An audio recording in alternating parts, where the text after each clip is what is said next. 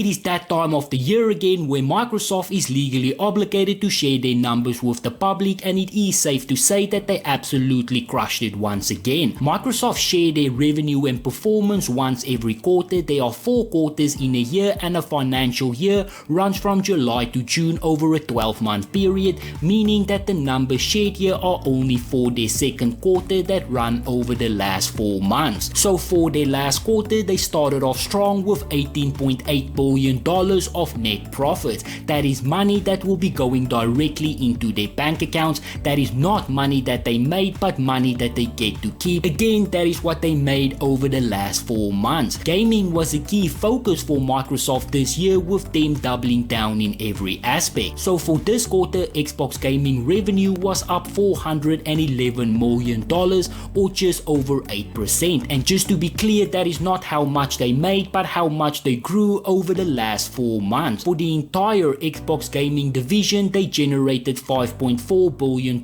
over the last quarter. $3.7 billion of that was from hardware sales, selling the Xbox Series S and the Xbox Series X. The rest of the revenue came from software and services. It is also important to keep in mind, since Xbox sells their consoles at a loss, that $3.7 billion is not a profit. It is unclear at this point if Xbox generates any profit, so I do not know how much of that $4.3 billion that they made they get to keep. The answer is probably none of it, and if true, that is obviously not a bad thing, because they are trying to grow. It is all about investment. Xbox also shared a few other numbers that was never shared before. We were informed not too long ago that Game Pass was 25 million strong, and now they are also sharing that Halo Infinite was played by over 20 million people. This makes it by far the biggest Halo launch in franchise history. They did not give a breakdown between online and campaign, but it is still a very impressive number.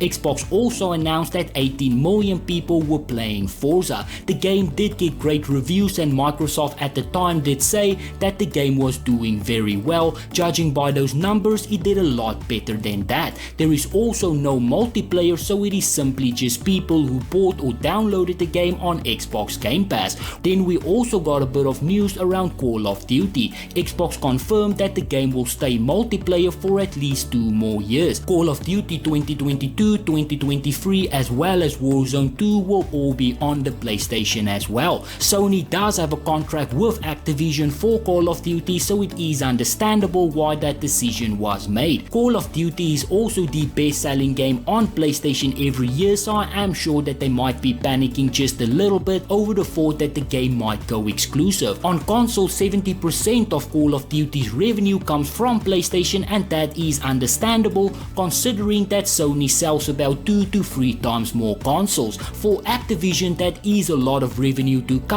but for Microsoft that is worth $2 trillion, I am sure that they would not mind cutting that out for exclusivity on Game Pass. Overall, Xbox had a really great quarter, and the numbers reflect that. It was not too long ago that people were complaining that Xbox has no games, and now they are complaining that Xbox is a monopoly. It is still unclear how much it costs for Xbox to see this growth. I find it really hard to believe that they are turning over a profit with Xbox Game Pass, but as long as the service is continuing to grow, that will change really fast.